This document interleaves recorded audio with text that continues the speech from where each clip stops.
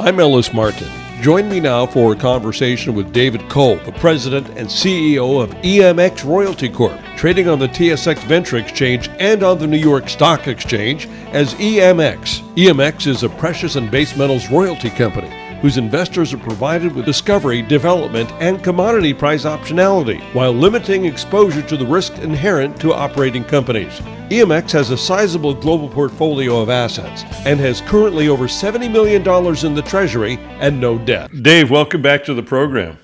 Ellis, always my pleasure. I had the pleasure of meeting with your team. Speaking of pleasure, I was in Denver, Colorado last week, and I noticed not only is everyone on the team very sharp, well-behaved and fun, but they're all geologists. You surround yourself with geologists, and that starts right at the top, Dave. Well, I'm humbled by the quality of folks I get to associate with here. They're good folks. Give us an overview of your company. I know that many people are familiar with EMX, but there are still new listeners to this program all the time. What is EMX Royalty Corp all about? So we believe that royalties are phenomenal financial instruments because of their embedded optionality. So they're typically a cut of the gross profits of mining operation over a long period of time, gross revenue, I should say, over the life of the mining project. So when I talk about the optionality, we're talking about commodity price optionality. We're talking about, most importantly, discovery optionality. So as the resources and the reserves grow through greater geological understanding, that's all to the benefit of the royalty holder. So there's been a number of royalties that we've seen over the course of our careers that companies have purchased for $1.5 million that have now played close to $1 billion. And the one I'm thinking of is the one that made Franco-Nevada, which is now multi-tens of billions dollar company.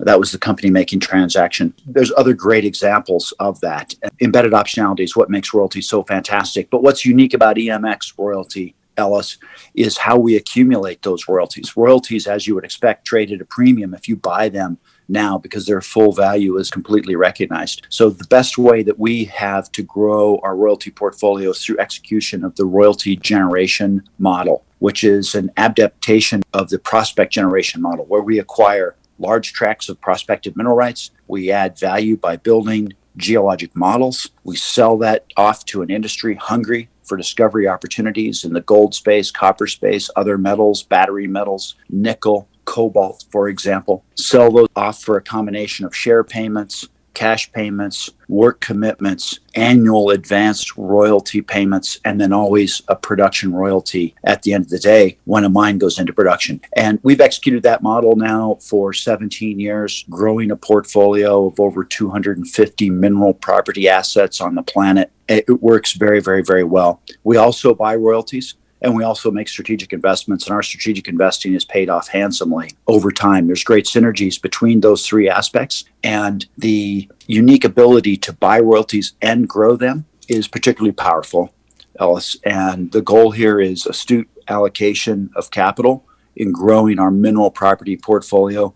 We believe we cannot own enough mineral rights. And you're really only interested in partners that are going to, as you would say, drill and build. You don't want people to just hold land packages. Yeah, that's correct. We're looking for the drill and builders, and we do two types of deals. Ellis, you've seen this. We do the types of deals where we vend off to a junior natural resource company whose goal it is to come in and drill and develop and advance an asset. But we also do deals with the largest mining companies in the world. And a great example, we've sold 6 projects to Rio Tinto, RTZ, the largest mining house in the world, in the last 4 years. We're happy to do repeat business with these guys. They love us because we're boots on the ground. We're out doing entrepreneurial geology, finding opportunities, building those up, and then selling them off to the major company as a discovery opportunity. And so they're our customer. We love to do business with big companies. We love to do business with small companies, get our projects advanced. And currently, as I understand it, you are cash flow neutral, which is a big deal as most mining companies are cash flow negative. And you're expecting to be cash flow positive next year in 2021. Am I correct? Yeah. So, and one of the things that's helped our cash position, helped our treasury significantly, has been our strategic investing gains. And our strategic investing gains have been fantastic. We have a 40% internal rate of return on invested capital over our 17-year history. That's put us in a situation today where we have, at the end of last quarter, 58.2 million Canadian dollars in cash in the bank, another $10 million in tradable securities, giving us a total working capital of $68.5 million right now. We also have some long-term investments that would bring that closer to $80 million. That's not included in working capital, and no debt. We have no debt, plus our whole portfolio. I'd like to point out that we have as much working capital as we have raised in the history of the company, which is very rare. Very, very, very rare in the junior natural resource space, in addition to our royalty portfolio, mineral property portfolio around the world. And when Scott, our investor relations director, spoke to you, he's correct. Our incipient cash flow as we look out to 21 and 22 is robust as new mines are coming online and new mines are being developed. And we're seeing more cash flow coming in within the next few years that's going to propel us and, in my opinion, be a catalyst for continued repricing of our security, which has been going on now for 5 years. I'll point out we're very proud of this fact that over the course of the last 17 years as a public company, we originally went public at 30 cents Canadian per share. We have a 17% compounded annual growth rate on our share price since then. Of course, that's been a bumpy ride, Ellis, as is the case with all junior natural resource stocks. But very definitively, business model works. It's accretive. It's astute allocation of capital. We're building value. We have as much money in the bank as we've raised in the history of the company, plus our mineral properties and royalties around the world. We're in good shape. Can you discuss some of the assets that are going to bring about this positive cash flow for next year that you've been alluding to that have been really tremendous in building that value? Well, happy to. And the one that has the most significant near-term punch is going to be from Balya, which is a lead zinc silver deposit that we prospect generated in Turkey. That's being advanced by an astute local Turkish miner. We have a 4% uncapped royalty on that project, which is a fat royalty. And that's going into full-scale commercial production at the end of this year. We'll start to see royalty income as we head into 21, and it will grow in 22. We're pretty excited about that.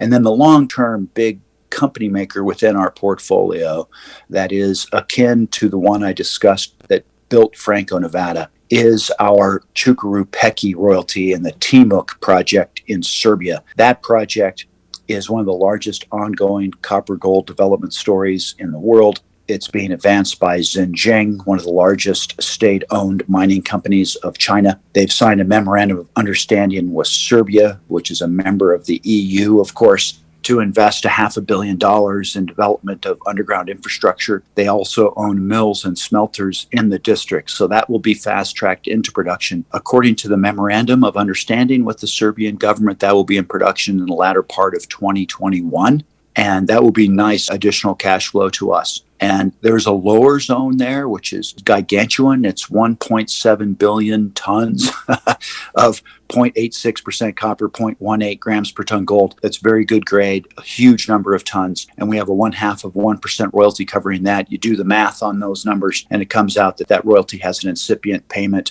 over time of hundreds of millions of dollars. And we're very, very pleased to have that. That's a company maker in our portfolio. And the team that's built this portfolio just keeps rocking and rolling. Well, I've certainly met the team, and they do rock and roll. And I'm curious, when you receive that extra revenue, beginning of the end of next year and going forward, substantial amount of money, how do you expect to deploy that? Wrapping it into our exact same business model, growing the number of royalties and mineral property positions that we have around the world. And then once we become cash flow positive from recurring royalty income, as opposed to dominantly from in strategic investment income, then we will institute a dividend, and our intent is to grow that dividend annually thereafter. I've noticed that you're basically jurisdiction agnostic. It all depends on the people involved in the properties around the world. You've done business in Serbia. You've done business in Turkey. You're doing business there. You've done business in Russia. Explain your strategy with regard to being jurisdiction agnostic. Yeah, I get asked that question quite often.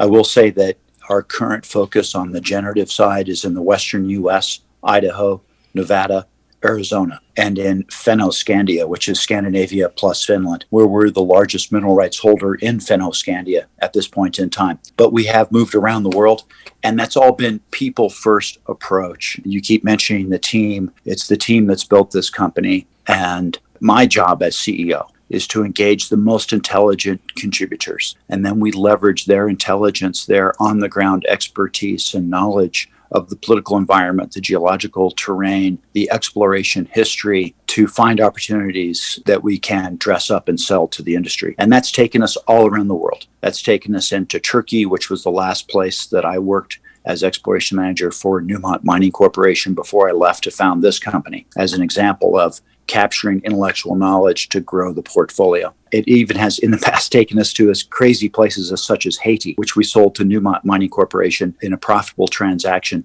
and kept a royalty on all that ground. So we have been jurisdictionally agnostic. We remain that way, but it's always been a people first approach. Ellis, we acquire the smart economic geologists. They lead the way with respect to where the opportunities are.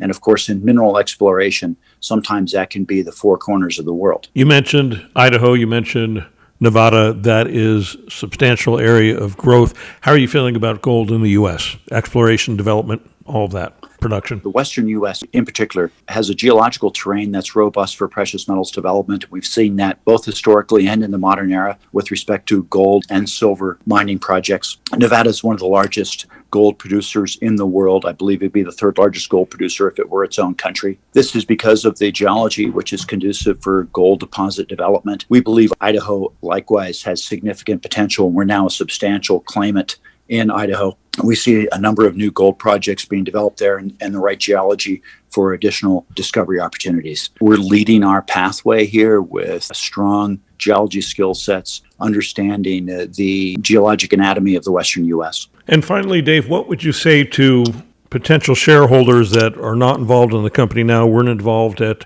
30 cents, we're not involved at $1, we're not involved at $2, and here you are, I believe, at $2 and near 70 cents US. What is the potential upside for those that are looking for opportunity? So this is an accretive business model. We're very much value focused. We're value players. We're always keyed in on astute allocation of capital to grow our mineral property portfolio in the context of a sector that has high volatility. And so the way to play that, you need to have a strong stomach, but the way to play that is you buy the dips and hold the stock. And if you go back and look at our stock price history, you'd say, gee whiz, if I would have accumulated here and accumulated there, when other folks were saying we're getting out of the mining sector, or we're getting out of natural resources, that's when you want to get in. Long term, the value of mineral rights continues to grow, but that is in the context of significant cyclicity. So in the words of Rick Rule, for example, use cycles to your advantage rather than be used by the cycles. and it's easier to say that than to do it. Basically, that comes down to buy the dips and hold the stock. Dave Cole, it's always a pleasure to visit with you. It's always a pleasure to speak with you here on the radio. Thanks so much for joining me today on the program. My pleasure, Ellis. I've been speaking with David Cole, the president and CEO of EMX Royalty Corp, trading on the TSX Venture Exchange and on the New York Stock Exchange as EMX. Go to the company's website, emxroyalty.com. I'm Ellis Martin. Subscribe to the Ellis Martin newsletter. It's free. Go to ellismartinreport.com and fill out the quick and easy pop-up form.